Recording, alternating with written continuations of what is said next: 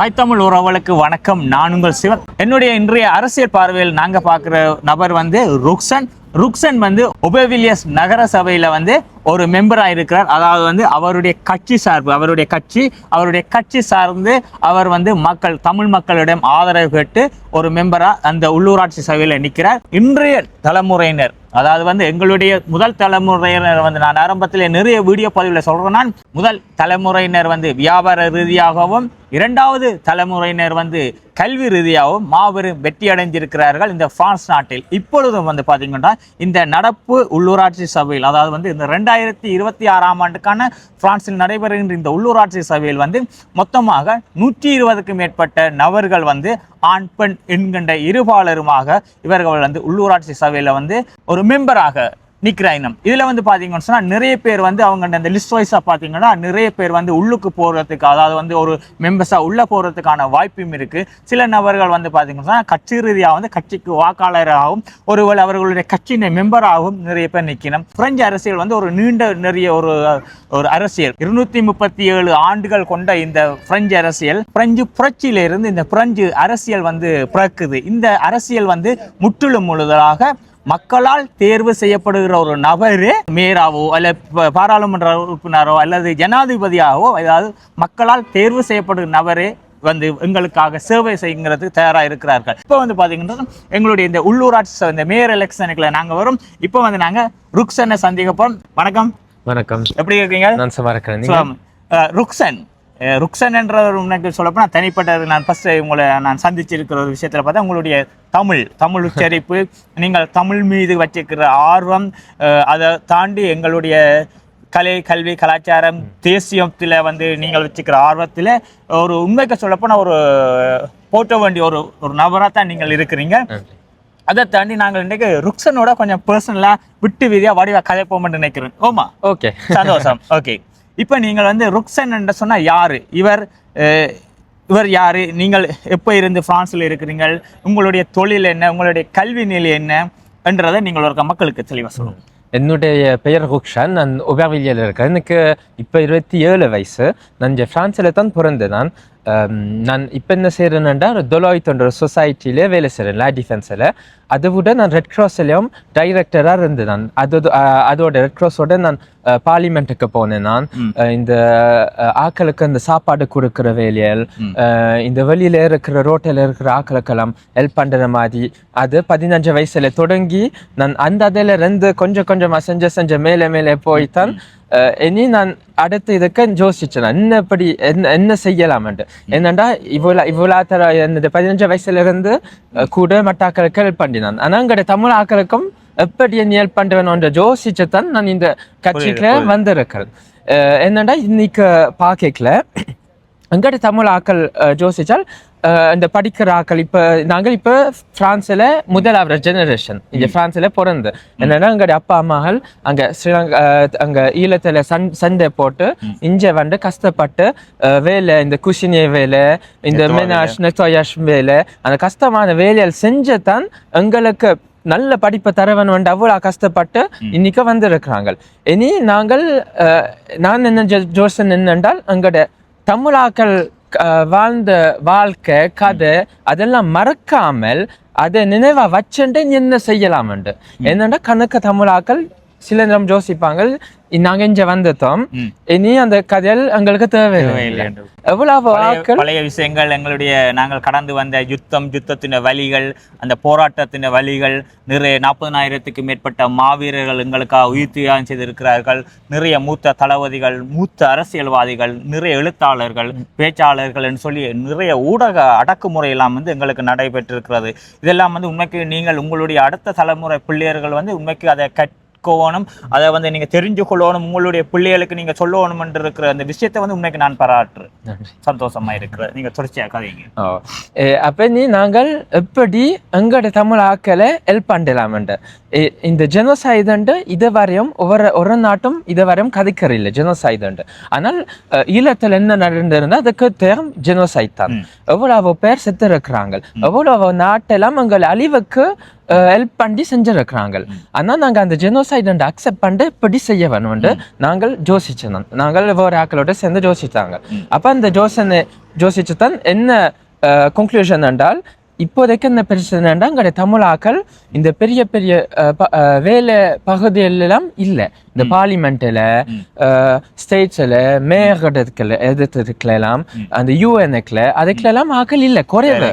எங்களுடைய தமிழ் ஆக்கள் கூட இந்த இன்ஜினியர், டாக்டர், அவக்கா, கொண்டாபிள் அந்த வேலையில் செஞ்சது எது காசு வரோ அதை யோசிச்சுதான் கூட அந்த செஞ்சு நிப்பாட்டுறாங்க படிப்பு எல்லாம்.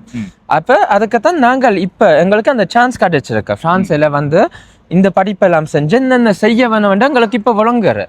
அப்ப எங்களுக்கு விளங்கி இனி நாங்கள் அந்த விளக்கத்தை என்னென்று நாங்கள் எங்கட மற்ற தமிழ் ஆக்களுக்கு அதை சொல்லி கொடுக்கலாம் என்று தான் யோசிச்சு நான் இதுக்குள்ள வந்திருக்கேன். முதலாவது எங்கட தமிழ் ஆக்களுக்கு நாங்கள் அந்த என்னென்ன படிப்பை செய்ய வேணும்னு சொல்லி கொடுக்க வேணும். அவ்வளவு பெரிய பெரிய படிப்பு எல்லாம் இருக்கு. பிரான்ஸ்ல இந்த பெரிய பெரிய ஸ்கூல் செஞ்சா தான் நாங்கள் பெரிய பெரிய பகுதிகளுக்கெல்லாம் போகலாம். இந்த பிஸ்னஸ் ஸ்கூல், சியன்ஸ் போ பாரி உண்டு, லோ ஸ்கூல், இன்ஜினியர் ஸ்கூல் உண்டு, அந்த பெரிய பெரிய ஒரு லிஸ்ட் இருக்கு. பிரான்ஸ்ல ஒரு சம்பளம் எடுக்கிறதால எந்த ஸ்கூல் செஞ்ச பார்த்து தான் சம்பளத்தை தருவாங்க. அதான் அது நாங்க ஒழுங்கின்ற அந்த சிஸ்டம் ஒழுங்கின்ற எப்படி நாங்க செய்ய வேணும்னு யோசிக்கணும். அப்ப அதுக்காண்டி ஏதாவது ஐடியா இருக்கா அடுத்த தலைமுறை பிள்ளைகள் இங்க படிக்கிற பிள்ளைகளுக்கு என்ன மாதிரியான நீங்க சாய்ஸ் எடுத்தா இதுல நீங்கள் வரலாம் போகலாம் என்ற சாய்ஸ் இருக்கா உங்களுக்கு? நான் இதை வரையும் நான் கணக்கு தமிழ் ஆக்களோட இந்த தமிழ் சூழல், தமிழ் படிப்புல எல்லாம் போய் எங்களுடைய தமிழ் ஆக்களோட கதைச்சேன் என்னென்ன படிப்பை செய்யணும். முதலாவது இந்த படிப்பை கூட முக்கியமா செய்ய வேணும் என்றால் இந்த பொலிட்டிக்ஸ்ல வர வேணும்டா. பொலிட்டிக்ஸ்ல ரெண்டு சமன் இருக்கு. ஒன்று இந்த பொலிட்டிக், இந்த மேகா வாரகு, அது ஒரு அந்த பொலிட்டிக் அந்த மினிஸ்ட்ரிக்கும் வேலை செய்யும். மினிஸ்ட்ரிக்கு உள்ளேயும் வேலையாளவும் வேலை. அதான் அதுக்கு பிரான்ஸ்ல சொல்ற ஃபங்க்ஷனர் உண்டு. நான் முதல் ஆர்மி மினிஸ்ட்ரியில வேலை செஞ்சேன். ஆர்மியில 2 வருஷமா ஒரு சர்வீஸ்ல வேலை செஞ்சேன். நான் அந்த கட்சி அந்த வேலைக்கு போகிறால் சில ஸ்கூல் எல்லாம் செய்ய வேணும். எக்ஸாம்பிள் சியன்ஸ் போ பாரு. சியன்ஸ் போ அது பொலிட்டிக்ஸ் படிப்பு பற்றி படிக்கிறார். ஆனால் அந்த சியன்ஸ் போ பாரி அது மட்டும் இல்லை, அதாவது ஒரு நல்ல பெரிய ஸ்கூல். அந்த ஸ்கூலால வந்தாலே கம்பெனியிலே அவையிலே எங்களை வந்து தேடுவாங்க வேலைக்கு. கம்பெனிகள் நாங்கள் தேட தேவையில்லை, அவையிலே எங்களுக்கு கான்டாக்ட் பண்ணி சொல்லுவாங்க, ஓகே இதுக்கு வாங்க நாங்க இந்த வேலைக்கு போட்டு விடுவோம். அப்ப நாங்கள் அந்த ஸ்கூலுக்கு போகணும். இல்லாத்துக்கு பிசினஸ் ஸ்கூலுக்குள்ள போனாலும் கூட அந்த பிசினஸ் ஸ்கூல் கதை கேட்கல ஆக்கள் நினைப்பாங்க பிசினஸ் சம்பந்தமாண்டு. ஆனா பிரான்ஸ்ல அது அப்படி இல்லை. பிசினஸ் ஸ்கூல் என்றால் அது பிரான்ஸ்ல அந்த தொப்பு 5 ஸ்கூலுக்குள்ள போனால் எந்த வேலை என்றாலும் செய்யலாம். அங்க படிச்சால் நீங்க எந்த ஒரு வேலையும் உங்களுக்கு ஸ்டாண்டர்டா வந்து அவையிலே தேடி வந்து இவ்வளவு சம்பளத்துக்கு வாங்கன்னு சொல்லிட்டு எங்களை வந்து தேடுவாங்க. ஈஸியா வேலையால் மாற்றலாம். நான் யூனிவர்சிட்டி நான் 2 மாஸ்டர் டிகிரி செஞ்சேன். நான் சியன்ஸ் பாரி 13 யூனிவர்சிட்டியில முதல் மெடிக்கல் படிப்பு செஞ்சேன் 3 வருஷம். அதை பிற நிப்பாட்டிட்டேன். கொஞ்சம் கஷ்டமா இருந்தது. கஷ்டமும் அப்பாவும் அப்ப இறந்துட்டார். அப்ப நான் வேலை செய்ய தொடங்க படிப்போட சேர்த்து வேலையும் செய்தபடியா கொஞ்சம் உங்களால போயிட முடியும், கஷ்டமா இருந்தது. அப்ப அதான் நான் அப்ப யோசிச்சேன் நான் செய்யலாம். அப்ப படிச்சேன் கணக்கு கம்பெனியில வேலை செஞ்சான். மொத்தமா ஒரு 15 கம்பெனியில வேலை செஞ்சான். இது வரைக்கும் வேலை செஞ்சது அதான் இந்த அந்தரிமேரா. அந்த அந்தரிமேராண்டா அந்த சின்ன கான்ட்ராக்டா ஒரு 4-3 நாள். அப்பதான் நான் அந்த காசோட தான் இதெல்லாம் ஃபேக்சரெல்லாம் காசு கட்டி இதெல்லாம் கட்டி வேலை செஞ்சுட்டு வந்தேன். நான் போற நான் கொஞ்சமா படிப்புக்குள்ள போவதான் எனக்கு அப்படி சிஸ்டம் பிரான்ஸ்ல வேலை செய்யறேன் ஒழுங்க தொடங்கினது. என்னன்னா எங்களுக்கு அந்த உரம் இல்லை, அந்த எக்ஸ்பிளிக் பண்ண சொல்லித்தரதுக்கு ஆள் இல்லை. இப்போ நீங்கள் சரியான இருக்கிறீங்க. இப்போதைக்கு நாங்கள் சில விஷயங்களை கொஞ்சம் கதைக்க வேண்டிய இருக்கிறபடியா நாங்கள் அந்த விஷயத்துக்குள்ள போவோம். நன்றி உங்களுடைய தகவல். என்ன சொன்னா இது வந்து அடுத்த தலைமுறை பிள்ளைகள் இங்கே படிக்கிற பிள்ளைகள் வந்து அவர்கள் வந்து தேர்வு செய்கிற விடயத்தில் இருந்தால் அவர்களுடைய அடுத்த விடயம் தங்கி இருக்கு. அதாவது வந்து இப்போ டாக்டராவோ இன்ஜினியராவோ அவக்காவோ கொண்டாவோ வராமல் நீங்கள் இதை சைட்டில் அதாவது வந்து இந்த அரசியல் ரீதியான அல்லது உள்கட்டமைப்பு மினிஸ்ட்ரிக்குள்ள வேலை செய்கிற மாதிரி, அதாவது வந்து நீங்கள் தமிழர்களாக உங்களுடைய மண்டைக்குள்ள ஞாபகம் வச்சுக்கு நான் தமிழன், ஆனால் நீங்கள் வேலை செய்கிற இடங்கள்ல நீங்கள் வந்து தமிழனா காட்ட இல்லாத அதை அப்படியே வச்சுக்கொண்டு ஆனால் நீங்கள் வந்து தமிழனுக்காக வேலை செய்யலாம். அதான் ஒவ்வொரு இடத்துல இப்படி எல்லாம் இருக்குது. இந்த விஷயம் நமக்கு சாதகமா இருக்கும் பாதகமா இருக்கும். அதை நாங்கள் கற்றுக்கொள்ளவோம், அதெல்லாம் நிறைய தெரிஞ்சு கொள்ளவும். மேற்கொண்டு இப்ப உங்களுடைய கட்சிக்குள்ள வரும். உங்களுடைய கட்சியின் பேர் என்ன, உங்களுடைய கட்சி என்ன வகையான கொள்கைகள் வச்சிருக்குது, உங்களுடைய உபவில்லிய பகுதியில் வந்து மக்கள் எதிர்நோக்குற பிரச்சனைகள் என்ன, இவர்கள் ஆட்சிக்கு வந்தால் எவ்வாறான இந்த பிரச்சனைக்கு சொய்ஸ் வச்சுக்கிறாருன்றதை நீங்க சொல்லுங்க. நான் இப்போதைக்கு சொஃபியன் கரோமி என்ற ஒரு ஆளோட வேலை செய்கிறேன். சொஃபியன் கரோமி அவரோட கட்சியின் பெயர் ஃபேர் கனே ஓபர்வில்லியர். அவர் லெஃப்ட் ஹேண்ட் கட்சி என்ன செஞ்சிருக்கிறாருண்டா, லெஃப்ட் ஹேண்ட் கட்சி ஒரு 12 ஒவ்வொரு கட்சியிலும் சேர்த்து இவரோட வேலை செய்யறாங்க. அப்ப அது ஒரு எங்களுக்கு காட்டுற இவருக்கு மேல அவள் நம்பிக்கை வச்சுதான் இவரோட வேலை செய்யறாங்க. இப்போதைக்கு உபர்வில்லியர் கட்சி ரைட் கட்சி. அவர் கரின் ஃப்ராங்க்லின் ஒரு மேயர். இப்ப வரையும் அங்க வந்த கட்சியில எல்லாம் அங்களுடைய தமிழ் ஆக்களுக்கு ஒரு நாளும் ஹெல்ப் பண்ணல. ஒன்றில் அங்களுடைய தமிழ் சொல்ல தமிழ் படிப்புக்கெல்லாம் என்ன செஞ்சவங்கண்டா தனியா எங்களுக்கு அந்த ஹோல் கொடுக்கற இல்லாட்டிக்கு கிரவுண்ட் கொடுக்கற அது ரெண்டும் தான். அங்க பார்த்தாலும் அப்படித்தான் எங்கட தமிழ் ஆக்களை அந்த இந்த தேவைக்கு தான் அந்த ஹோல் கொடுக்கணும், இது கிரவுண்ட் கொடுக்க வேணும். என்னன்னா அவளுக்கு தெரியும் அது கொடுத்தால் முடிஞ்சிரு, நீ வேற ஒன்றும் கேட்க மாட்டாங்க. ஆனா நாங்கள் இனி அதை விட்டு இனி எப்படி நாங்க கூட கேட்கணும்னு யோசிக்க வேணும். என்னன்னா நாங்க இவ்வளவு தமிழ் ஆக்கள் உபர்வில்லியர்ல 500 பேர் ஒர்க் பண்ணலாம். 500 தமிழ் ஆக்களும் ஒர்க் பண்ணினால் மொத்தமா 4% செய்யும். 4% வத்தல என்னென்றால் அந்த உங்களுடைய உபர்வில்லியர் லோ போர்ஷ் ஒவ்வொரு சிட்டிலையும் ஒர்க் பண்ற ஆக்கள் நல்ல குறைவு. இன்னைக்கு உண்மையா பார்க்கல ஆக்கள் குறைவு. அப்ப அதான் நான் இவரோட கதைச்சு எப்படி எங்களுடைய தமிழ் ஆக்கள் ஹெல்ப் பண்றேன் நான் அவரோட சேர்ந்து யோசிச்சு கதைச்சேன். இவரோட முன்கூட்டி சில விஷயங்களை கதைச்சிருக்கீங்களா? நான் எல்லாரோட முதல் கதைச்சுத்தான் ஒவ்வொரு லிஸ்டோட கதைச்சுத்தான் இவரோட போனேன். நான் சேர்ந்து எவ்வாறான வாக்குறுதிகளை வழங்கி இருக்கிறேன். அவர் எங்களை எப்படி தமிழாக்கள் ஹெல்ப் பண்றேன் சொல்லியிருக்கிறாருண்டா, நாங்க நான் அவரோட யோசிச்சுதான் அதை செஞ்சேன். முதலாவது எங்களுடைய தமிழாக்களுக்கு ஒரு பியூரோ மாதிரி வச்சிருப்போம். அந்த administrative paper, social paper, medical பேப்பருக்கு பதிவை ஃப்ரீயா அங்க இருந்து செய்வோம்.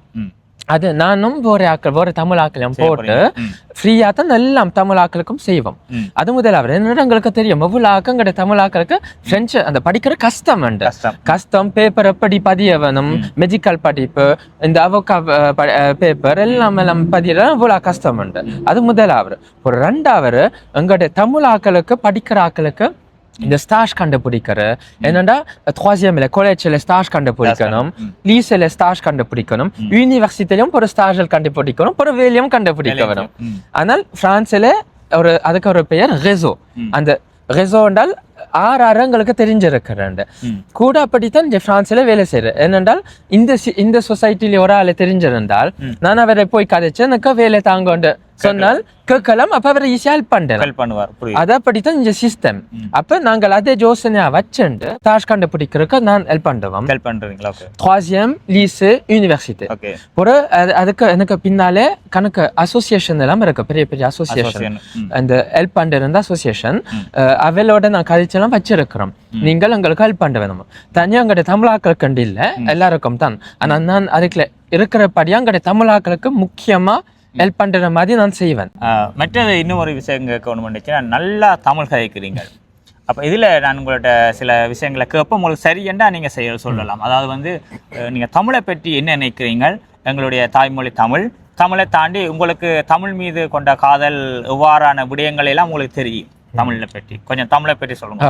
அங்கே தமிழ் பற்றி அங்கே ஹிஸ்டோரியில பார்த்தால் தமிழ் தான் அந்த நல்ல கூட வயசான மொழி, மூத்த மொழி.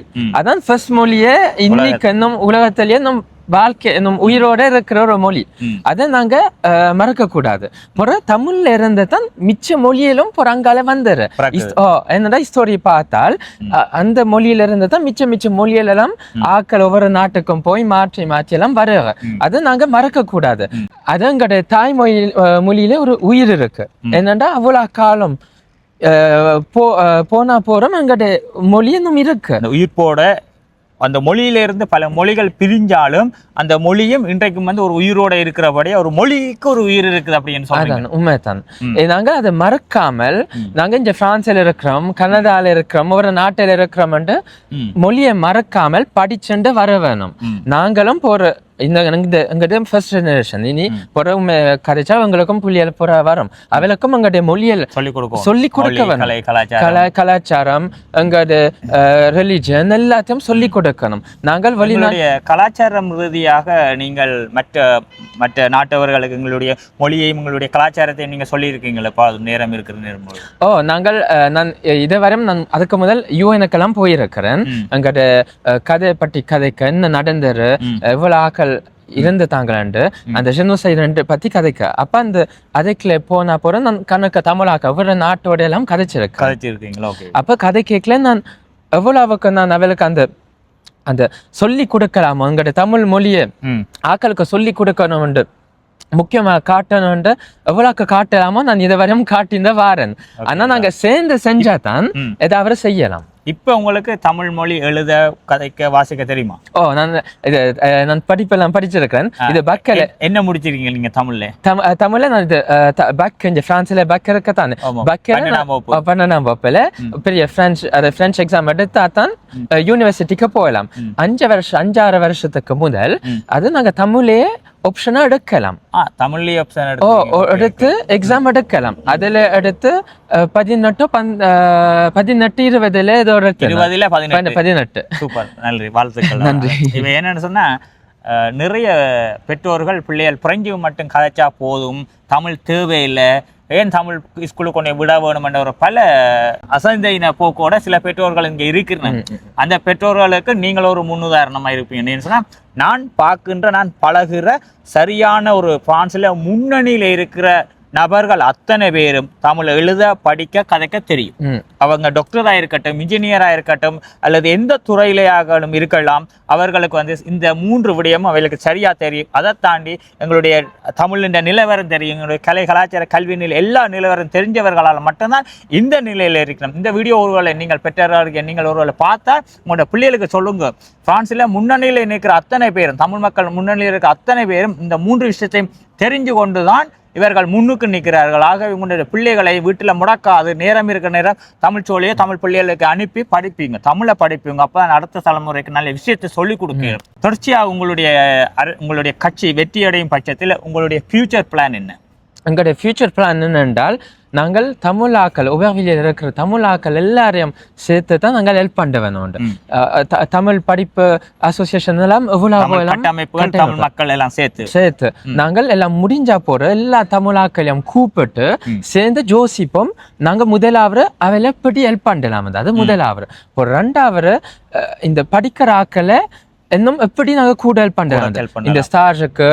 ஒவ்வொரு ஆக்களுடைய பிரச்சனை நாங்கள் எழுவியெல்லாம் தெரிஞ்சு கொண்டாதான் நாங்க ஹெல்ப் பண்ணலாம் இப்படி அவையில ஹெல்ப் பண்ணி மேலே கொண்டு போகலாம் அது 2வது 3வது நாங்கள் இதுவரையும் உபவியல பெரிய தமிழாக்களை கண்டு அந்த பெரிய கொண்டாட்டம் பெரிய அசோசியேஷன் மாதிரி அந்த வளமையா மீட்டிங் மாதிரி செய்யற மாதிரி ஒன்றும் இல்லை அப்ப நாங்கள் வளமையா ஒவ்வொரு மாதமும் இல்லாத்திக்கு மாதத்துக்கு ஒவ்வொரு 2 மாதமும் செஞ்சு வந்தா தான் முதலாவது நாங்கள் சந்திப்பு ஒரு ஷார்ட் டைமோட ஒருத்தருக்கு பார்த்து பழகி பேசி என்ன விடயங்களை நீங்க அடுத்த முறை செய்ய போறீங்கன்றத திட்டமிடலாம் அதான் நல்ல விஷயம் அதை விட என்னன்னா கணக்க தமிழாக்களும் கொஞ்சம் வயசு போக போக அவருடைய வீட்டை தான் அவையிலையும் கொண்டு உள்ள வரைக்கும் அவைகளுக்கும் ஒரு மென்டல் பிரச்சனை நார்மலுக்கு வரும் அதான் மட்டாக்களோட கதைச்சு ஒரு ஃப்ரெண்ட்ஷிப்பா சேர்ந்து நாங்கள் ஒரு சேர்ந்த வேலை செஞ்சாதான் எல்லாத்தையும் யோசிச்சாதான் நாங்கள் எல்லாரையும் ஹெல்ப் பண்ணி எங்களுடைய தமிழாக்களை முன்னுக்கு மேற்சின்று கொண்டு வரலாம் மேற்கொண்டு நீங்கள் உங்களுடைய கட்சி ரீதியாகவும் உங்களுடைய தனிநபர் ரீதியாகவும் உங்கள் மக்கள் அதாவது உங்களுடைய உபவிலியஸ் வாழுகிற மக்களுக்கு நீங்கள் உங்களுடைய கட்சிக்கு போட் போட சொல்லி உங்களுடைய கேட்கலாம் எல்லாம் தமிழாக்கள் உபவிலியல வாழ கூடுற தமிழாக்களுக்கு நான் இந்த வேண்டி கேட்கிறேன் ஃபேர் கன்யோ உபவிலிய சோஃபியன் கருமிக்கு வட் பண்ணுங்க இவருக்குத்தான் நாங்கள் வட் பண்ணினா தான் நாங்கள் ஏதாவது எங்கள் தமிழாக்களுக்கு செய்யலாம் நான் தனி ஒரு தமிழாண்டு உபவிலிய நான் தான் இதில் இருக்கிறேன் இவரோட வட் பண்ணினா தான் எல்லாரும் போய் வட் பண்ணினா தான் நாங்கள் ஏதாவது செய்யலாம் என்னென்னா தமிழாக்கள் இதுவரையும் வட் பண்ணுறது கொஞ்சம் குறைவு அப்போ நாங்கள் காட்ட வேணும் தமிழாக்கள் இருக்கிறோம் தமிழாக்கள் வட் பண்ணுறோம் தமிழாக்கள் எங்களுடைய சிட்டிக்கு மேயருக்கு எலெக்ஷனுக்கெல்லாம் எல்லாம் நாங்கள் இருக்கணும். அப்பதான் எங்களுடைய குரலை கேட்பாங்க. தொடர்ச்சியாக நீங்கள் யாராவது ஒபபிலியஸ் பகுதியில் இருந்தீங்கன்னு சொன்னால் தம்பியுடைய கட்சிக்கும் தம்பிக்கும் வாக்களித்து இவர்களுடைய கட்சி வெல்லும் பட்சத்தில் உங்களுக்காக தமிழர்களுக்கு ஒரு அடையாளத்தோட ஒரு பீரோ ஒரு சால் ஒன்றை அமைச்சு தொடர்ச்சியாக அவர்கள் நிறைய வேலை திட்டங்களை செய்வதற்கு தயாராக இருக்கிறார்கள். மீண்டும் இன்னும் ஒரு அரசியல் பார்வையில் சந்திக்கும் வரை உங்களுடன் நான் சிவம். நன்றி, வணக்கம். நன்றி, வணக்கம்.